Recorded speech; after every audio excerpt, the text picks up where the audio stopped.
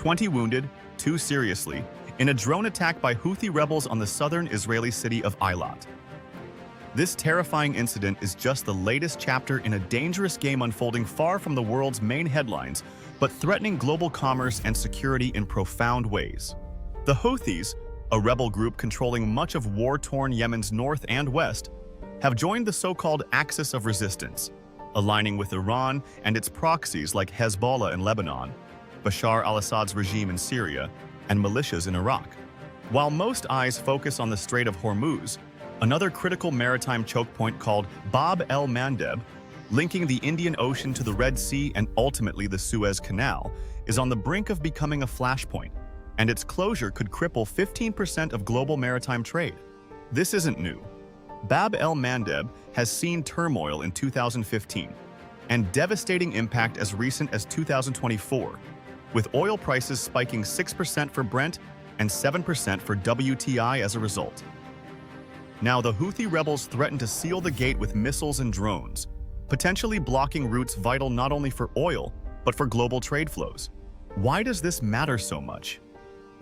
Because Saudi Arabia, the world's largest oil exporter, depends on this passage, shipping 7 million barrels a day via an oil pipeline to the Red Sea port of Yanbu to bypass the locked Strait of Hormuz, a lifeline in current Middle East volatility.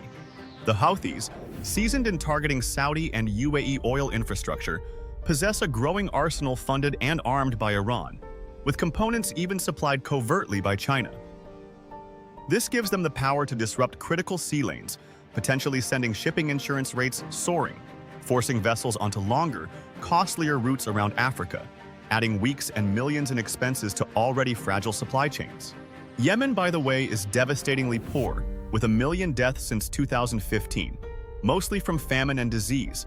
Yet despite its poverty, the Houthis have built an arsenal rivaling many state actors, thanks to Iranian backing and illicit oil sales fueling their war chest. The US has condemned their missile strikes on Gulf allies. But with America and Israel distracted by other conflicts, the Houthis gain dangerous leverage. Historically, the Houthis emerged from Zaidi Shiite communities marginalized since 1962, becoming a militant force after 2004 following the death of their leader, Hussein al-Houthi.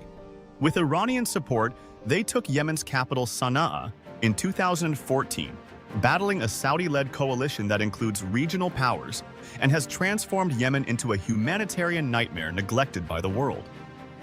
The sustained conflict has seen over 400,000 deaths, millions displaced, and a shattered infrastructure, yet the Houthis persist, increasingly capable and emboldened.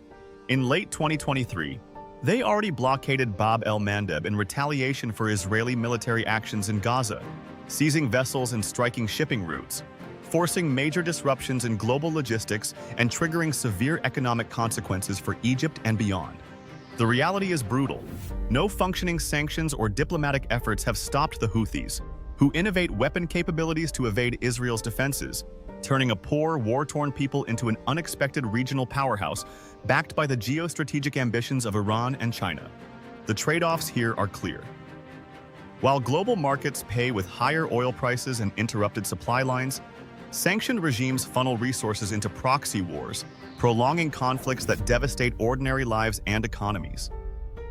Meanwhile, Western policymakers face tough choices: intervene militarily and risk deeper conflict, or watch as a key maritime artery is weaponized, disrupting commerce vital to millions worldwide. So far, the Houthis have turned a failed insurgency into a lever against world powers, showcasing how non-state actors, armed and financed by authoritarian states, can reshape global economics and security through strategic disruption. This is a stark reminder that free markets and open trade depend not only on innovation and competition, but also on stable, secure routes, something that excessive interventionism or failed diplomacy can jeopardize. As we watch the Houthis and Iran's moves closely, the question looms: will this conflict escalate into a broader regional crisis? Or can economic incentives and global pressure steer the actors back from the brink? For now, the cost is paid by the global consumer, burdened by rising fuel prices and disrupted supply chains, while Yemen's people suffer in silence, victims of geopolitics and failed governance. The stakes couldn't be higher, and the world better pay attention.